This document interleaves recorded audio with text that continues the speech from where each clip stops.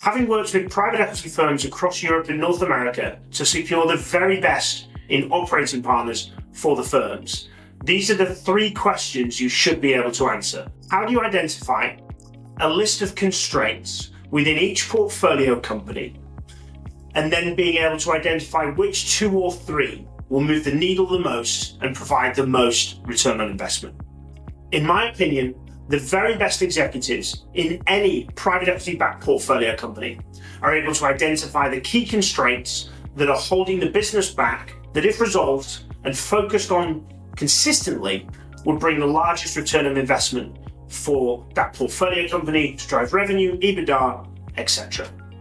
Now, as an operating partner, your ability to answer this, but being able to go, okay, not every single private equity-backed business has the top executives. They aren't able to identify these constraints themselves. So your playbook of how you support those executives with identifying those constraints and then being able to tackle them. The key caveat here is that it's going to be data-led. If you don't have the data, then that is the place to start. Number 2 is how you build strong relationships with your portfolio companies. A key thing that happens within operating partners and private equity firms is that the relationship with the portfolio company can break down. Typically, the operating partner is seen by the CEO, CFO, COO, or whoever as the kind of snitch for the private equity firm, and they're there to catch them out.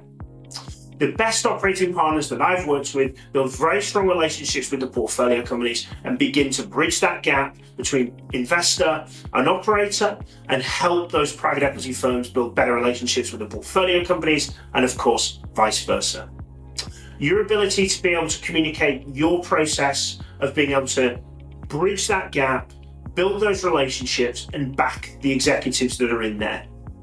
That obviously has to be balanced by the wrong executive being in and being able to get buy-in at the portfolio company to drive it to the liquidity event with the right executive team. Question 3 is, how do you document your playbooks and deploy them into the portfolio companies?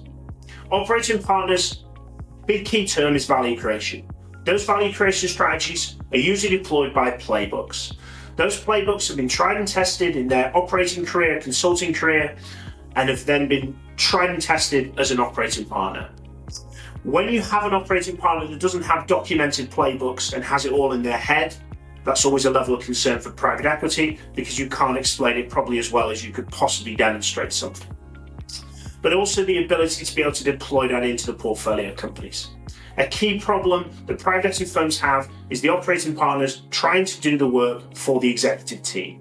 Now, I know not every private equity-backed business has the best executive team. It might be kind of the initial phase of investment and transitioning, or it might just not be able to get the right executives for the portfolio company.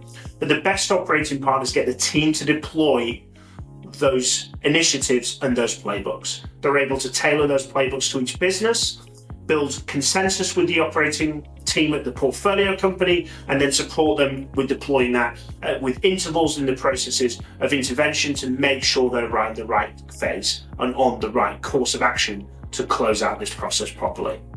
If you're an operating partner exploring your next career step in private equity, please reach out to us. We'd love to play our small part in your journey of your next step in your career.